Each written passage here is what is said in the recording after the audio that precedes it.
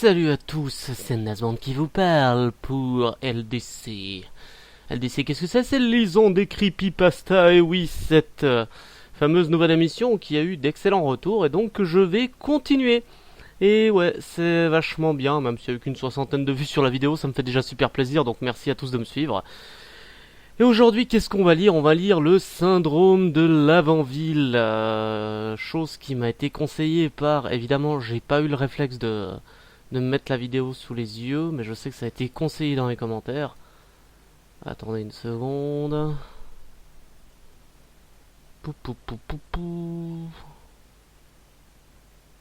Enfin bref, on me l'avait conseillé dans les commentaires, mais apparemment ça y est plus. Je sais pas pourquoi ça a été supprimé, c'était pas un commentaire offensant ou autre, mais... Bref, passons. Donc en gros, le syndrome de l'Avant-Ville, c'est un truc en rapport avec Pokémon, visiblement, avec des gamins qui se suicident. Ouais, c'est un peu le jeu que j'avais fait, l'Indie Horror Game que j'avais fait sur une cartouche de Pokémon hantée, je sais plus quoi. Enfin bref, on va lire tout ça, on va bien se marrer, et on va bien sûr détourner la creepypasta de sa fonction de peur originelle en essayant d'y introduire des choses un peu drôles dedans. Allons-y. Donc, le syndrome de l'Avant-Ville, Lavender Town. En gros, c'est une creepypasta anglaise qui a été traduite en français, j'espère juste qu'elle est bien traduite. Alors, introduction. Le syndrome de l'Avant-Ville est une légende qui implique des étranges cas médicaux et mortuaires dans le pays de naissance de la série des jeux Pocket Monster. Rouge et vert. Bleu en Europe. Note du traducteur. Bien que l'événement est resté secret à cause des lois de divulgation pour les entreprises basées à Kyoto, à mon avis une loi qui est complètement inventée pour cette creepypasta, il y a une grande quantité d'informations qui ont été mises en lumière par un nombre précis d'individus, incluant signe japonais, signe japonais, signe japonais, entre parenthèses Seki Uchitada, Ise Mitsumoto, Satu Harue, à qui cette page est dédiée. Merci aussi à Andu Kagetada pour les éventuels gifs animés images. En gros, c'est des gens qui ont révélé des trucs top secrets, mais on affiche publiquement leur nom. C'est original. Ils sont pas du tout dans la merde ces gens-là maintenant, hein, si c'est vraiment vrai. Mais bon, bref, continuons. Cette analyse parlera de l'autre phénomène que l'on confond souvent avec le syndrome de l'Avant-Ville. Le sprite de la main blanche, l'animation du ghost et le sprite de l'enterré vivant, ainsi que les notes développeurs insérées dans le jeu qui auraient rapport avec ça, et comment procéder à l'affichage de ces easter eggs dans ces premières vagues de cartouches. Donc, bon bah ça c'était l'introduction, on va passer à l'histoire du jeu. Le premier cas du syndrome et des événements associés ont été rapportés quelques mois après la sortie de Pocket Monster Rouge et Vert. Pourquoi tu dis Pocket Monster, mec? Écrit Pokémon. Putain. Enfin bref, pour la console portable Game Boy. Ces jeux sont devenus très populaires pour les enfants âgés de 7 à 12 ans, ce qui ne fait aucun doute que l'une des raisons pour laquelle le syndrome de l'Avant-Ville a eu le degré de sévérité qu'on lui connaît. Degré de sévérité qui n'a jamais été prouvé entre parenthèses. Mais bref. Dans le jeu, le joueur joue le rôle d'un dresseur dont la tâche est de capturer, élever et entraîner des créatures sauvages nommées Pocket Monster. Nommées Pokémon, putain! Pour le combat. Excusez-moi de m'énerver, mais merde.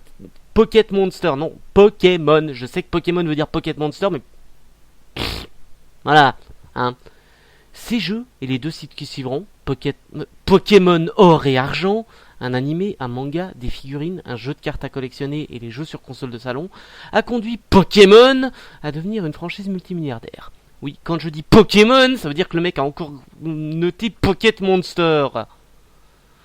À un moment du jeu, le dresseur vient dans une petite ville nommée l'Avant-Ville. Cette ville est l'une des plus petites du jeu, en plus de Bourg-Palette, la ville de départ du joueur, et possède très peu de services disponibles pour le dresseur dans toutes les autres villes du jeu. D'ailleurs, elle serait passée inaperçue si la tour Pokémon ne s'y trouvait pas. Un building colossal qui contient une centaine de tombes de Pokémon décédés. Une théorie dit que, à cause de cet endroit dans le jeu, au moins 200 enfants ont perdu la vie, et beaucoup plus ont été affectés ou sont tombés malades, et sans compter les autres cas de ce genre qui n'ont pas été répertoriés. Et bien sûr, on n'a jamais entendu parler de tout ça aux journaux télévisés, ni japonais, ni français. Je veux dire, depuis le temps qu'ils cherchent à foutre la violence, les morts et tout sur le dos des jeux vidéo, un truc où il y a 200 gosses qui meurent, ça ne passe pas au journal télé, du tout, hein, non. Non, accusons GTA, hein, comme d'habitude. Histoire de la pathologie. Ce ne fut pas avant le printemps-été 1996 que ces cas furent éventuellement liés au syndrome de l'Avant-Ville. Le tout premier cas de connaissance des effets du syndrome que l'auteur a pu trouver vient d'un rapport interne fait en juin 1996 par la compagnie Game Freak Inc. Rapport interne que nous ne verrons jamais, hein. Bien sûr, hein, il ne faudrait pas fournir des preuves. Dirigé par un de ses employés, Misato Harue. Dedans, un employé a donné une liste de noms, dates et symptômes, enregistrements d'enfants entre 7 et 12 ans qui ont souffert de divers problèmes médicaux après avoir joué à Pokémon rouge et vert. Oui, il a encore écrit Pocket Monster. Certaines de ces données sont ci-dessous avec la liste complète de l'appendix A. Notez que les entrées dans l'appendix incluent également les symptômes non nés de l'avant-ville, un phénomène audio, mais du sprite de la main blanche, l'animation du ghost et le sprite de l'enterré vivant. Tous ces symptômes visuels ont été détectés avec des similitudes. Bon, en gros, les noms ont été écrits en japonais, donc je vais pas vous les dire. Hein. Alors, 12 avril 1996, apnée du sommeil obstructive, migraine sévère, autoragie, tinnitus. Oui, tout à fait. Tinnitus.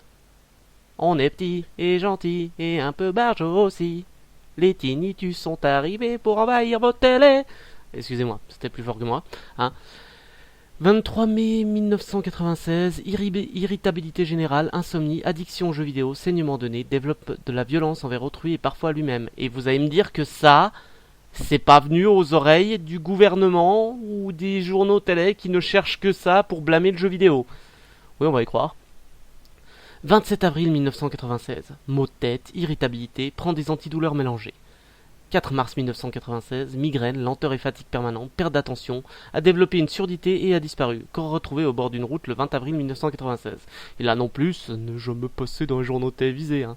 Vous pouvez regarder tous les journaux télévisés japonais du 20 avril 1996, je suis sûr qu'il n'y en a pas un seul qui parle d'un gosse qui a été retrouvé mort au bord d'une route. C'est logique. Ce document interne montre que ces incidents étaient connectés au jeu Pokémon. Non. Ce document interne montre que ces gamins, de ce que j'ai vu, avaient des problèmes, mais il n'y a rien qui dit c'est directement lié au Pokémon. Non, non, ça c'est faire une affirmation sans avoir de preuves. Mais bon, bref. Jusque-là, la cause n'a pas encore été découverte ou diagnostiquée par les professionnels de la médecine. Professionnels de la médecine dont on n'a jamais entendu parler et qui, croyez-moi, si ça avait été vrai, seraient encore en train d'en parler aujourd'hui. De plus, il est incertain que l'entreprise elle-même ait compris d'elle-même que les cas étaient liés au jeu sans avoir consulté les services de santé. Détail de pathologie, syndrome de l'avant-ville. Le symptôme prédominant nommé syndrome de l'avant-ville inclut maux de tête et migraine, saignement des yeux et des oreilles, changement d'humeur et irritabilité, addiction au jeu, violence spontanée, réclusion et perte d'attention, et dans 67% des cas, tendance suicidaire en écoutant Le Petit Bonhomme en mousse de Patrick Sébastien. Cependant, ces symptômes se manifestent sur les enfants entre 7 et 12 ans qui ont atteint la zone de l'avant-ville. La plupart ont avoué avoir porté des écouteurs en jouant au jeu. D'accord. Ok. C'est le fameux coup du truc binaural là. Ouais, c'est vrai, ça m'avait donné mal à la tête quand j'ai joué au jeu tiré de la creepypasta, mais à part ça... Les développeurs de l'avant-ville voulaient au départ faire une zone qui laisse une impression différente aux joueurs. Ah bah c'est sûr, hein, les joueurs qui se suicident, ça laisse une impression différente, ça laisse une impression de mort. D'après Seki Uchitada, membre de l'équipe de développement. Seki dit qu'au moment du développement, plusieurs développeurs voulaient faire de l'avant-ville un coin différent du reste du jeu.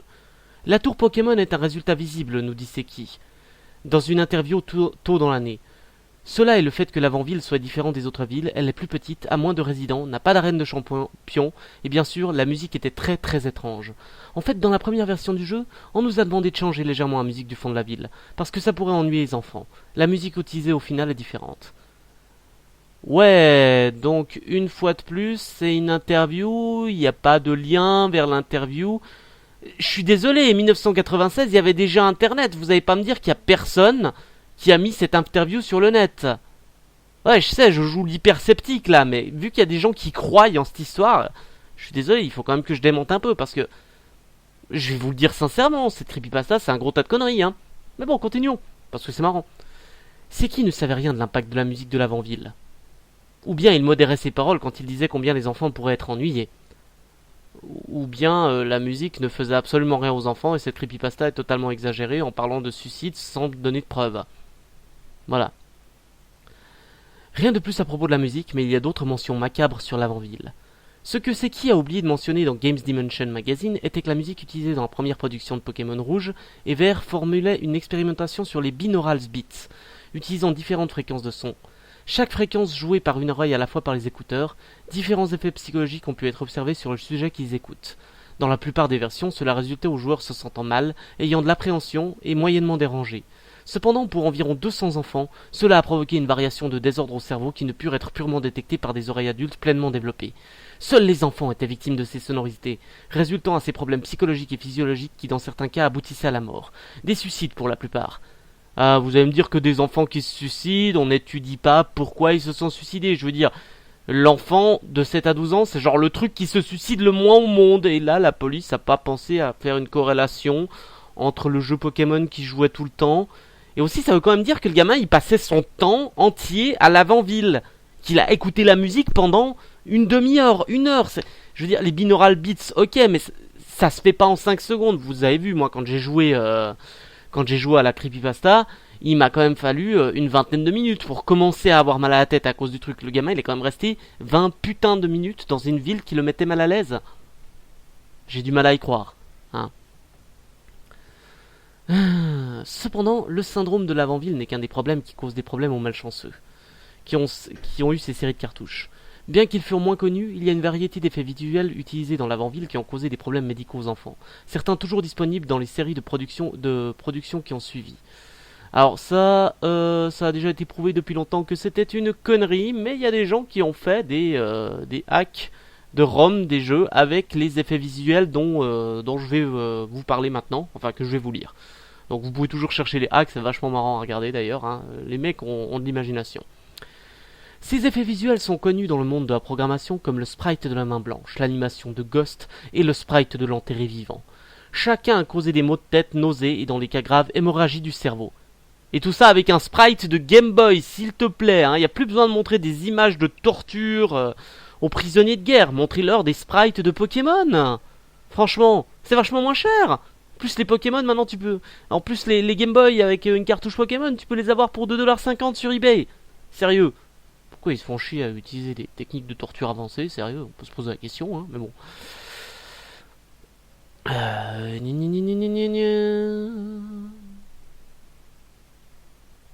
Alors que 70% du syndrome de l'avant-ville, LTS, est dû à la musique de l'avant-ville, le reste est divisé par ses phénomènes visuels. Phénomènes visuels dont on n'a aucune preuve, tout comme les binaural beats de la première version, parenthèse, qui auraient provoqué des suicides et tout. Mon cul. C'est en partie dû à un stimuli visuel arrivant après que le joueur ait entendu la musique de l'avant-ville. Une théorie a dit que ceux non affectés par la stimulation audio, comme les sourds et les malentendants, amènent aux 30% restants. Alors que voir ces sprites peut causer ces effets, il y a des méthodes précises qui permettent aux visionneurs de les examiner en détail en toute sécurité. Oui, simplement les regarder parce que c'est des vieux sprites pourris sur Game Boy qui vont vous faire aucun effet. Hein. Ghost, ça leur fera peut-être un peu peur. Pas plus loin que ça. Le sprite de la main blanche, connu dans le code comme whitehand.gif. Oui, .gif, oui, vous savez. Mais bien sûr, hein. À l'invention du Game Boy, on utilisait le .gif, hein, un truc qui est né avec les ordinateurs et Internet. Vous savez, les images animées. Donc non. Bon. Non, vous pouvez essayer de vous fabriquer une cartouche de Game Boy dans lequel vous mettez un .gif. Vous l'insérez dans votre Game Boy, ça ne marchera pas. Incroyable, hein. Mais bon, continuons. Il était scripté pour qu'il apparaisse en tant que Pokémon au 3e étage de la tour Pokémon. Il est divisé en 4 animations séparées. Une introduction, le cri qu'un Pokémon lâche avant une bataille, une fixe et 2 attaques. Ces attaques sont inconnues, n'étant nommées que Poing and Brutal. And Brutal. GG le traducteur. Alors que voir l'animation a été prouvé d'être dangereux, non, parce que je l'ai regardé, cette foutue animation, voir les frames du modèle a été prouvé inoffensif. La main blanche semble en pièces et décomposée avec une attention particulière sur les détails. La peau est pelée en laissant voir l'os, et quelques tendons pondent drastiquement hors du poignet. La première attaque est la main se changeant en point puis se balançant en avant. Cependant, l'animation de Brutal semble manquer de frames. La main semble s'ouvrir, puis ça coupe, puis recoupe. Après quelques secondes, elle réapparaît refermée. Les frames manquantes n'ont pas été retrouvées. Oui, et je vous rappelle déjà qu'en 1996, il y avait des organismes qui testaient les jeux pour voir si c'était bon pour les enfants. Donc par tester, ils jouaient au jeu en entier pour voir s'il y avait quelque chose qui jouait pas dedans, hein, qui pouvait faire peur aux enfants. et il notait l'âge limite en fonction. Hein, ça s'appelle le SRB.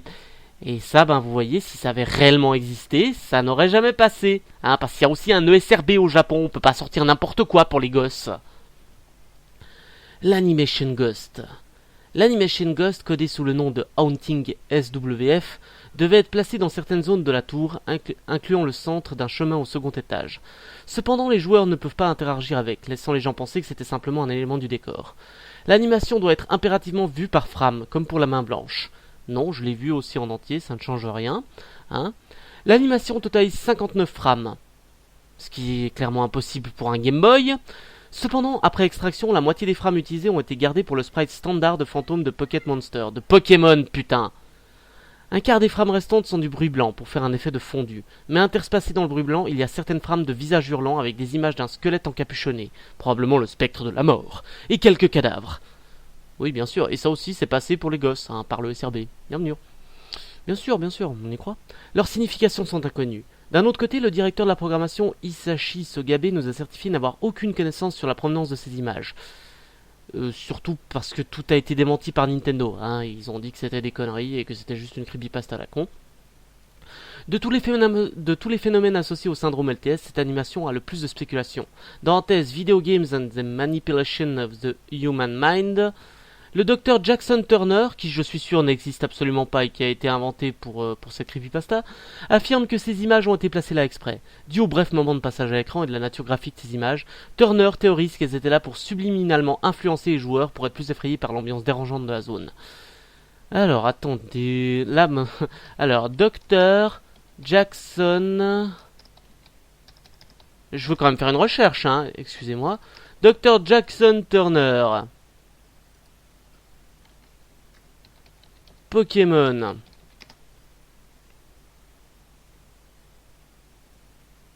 Ouais, ce Dr. Jackson Turner n'est relié qu'à la creepypasta Pokémon. C'est la seule chose qu'il a fait, c'est dire que c'était pour faire peur aux enfants. En gros, ce docteur a raté sa vie. Ouais. Bref, on continue.